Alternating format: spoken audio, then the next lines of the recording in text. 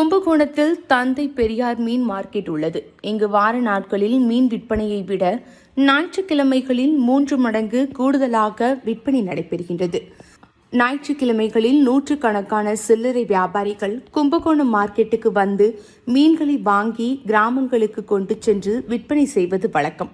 அதன்படி ஞாயிற்றுக்கிழமையான நேற்று தமிழகம் மற்றும் கேரள பகுதிகளில் இருந்து கடல் மீன்கள் விற்பனைக்கு கொண்டு வரப்பட்டன.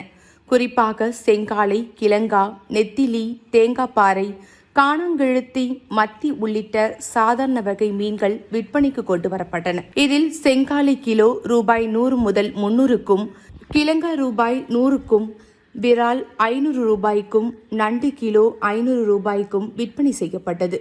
அது மட்டுமல்லாமல் தஞ்சை மாவட்டத்தில் பல்வேறு ஆறுகளில் உள்ள ஆற்றுப்படுகைகளில் தண்ணீரில் வேகத்துக்கு ஏற்றவாறு தாவி செல்லும் ஆற்றுப்பொடி என்று அழைக்கப்படும் சிவாஜி மீன்களை வாடிக்கையாளர்கள் ஆர்வத்துடன் வாங்கி சென்றனர். இந்த மீன்கள் கிலோ ரூபாய் 150க்கு விற்கப்பட்டதால் வாடிக்கையாளர்கள் அதிக அளவு மீன்களை வாங்கி சென்றனர். இதனால் மீன்கள் விற்பனை மும்முரமாக நடைபெற்றதால் வியாபாரிகள் மகிழ்ச்சி அடைந்தனர். இது குறித்து வியாபாரிகள் கூறியதாவது: கும்பகோணம் மார்க்கெட்டில் மற்ற மார்க்கெட்டை விட அதிக அளவு மீன்களை விற்பனையாகும். வேளாங்கண்ணி திருவிழா நடைபெறுவதால் இந்த முறை வேளாங்கண்ணி மற்றும் அதனை சுற்றியுள்ள கடற்கரை பகுதிகளில் பிடிக்கப்பட்ட மீன்கள் கும்பகோணம் மார்க்கெட்டுக்கு விற்பனைக்கு வரவில்லை. ஆற்றுப்படுகையில் பிடிக்கப்பட்ட சிறிய வகை கெண்டை மீன் முதல் மரியாதை திரைப்படத்தில் சிவாஜி ருசி தின்பது போல் காட்சி அமைக்கப்பட்டிருக்கும். அதனால் அந்த வகை மீன்களுக்கு நாங்கள் சிவாஜி மீன்கள் என்று பெயர் வைத்துள்ளோம். இதனால் இங்கு வரும் வாடிக்கையாளர்கள் எங்கே உள்ளது சிவாஜி மீன்கள் என்று கேட்டு வாங்கிச் செல்வார்கள். இந்த மீன் கிலோ ரூபாய் 150க்கு மேல் விற்பனையானதால்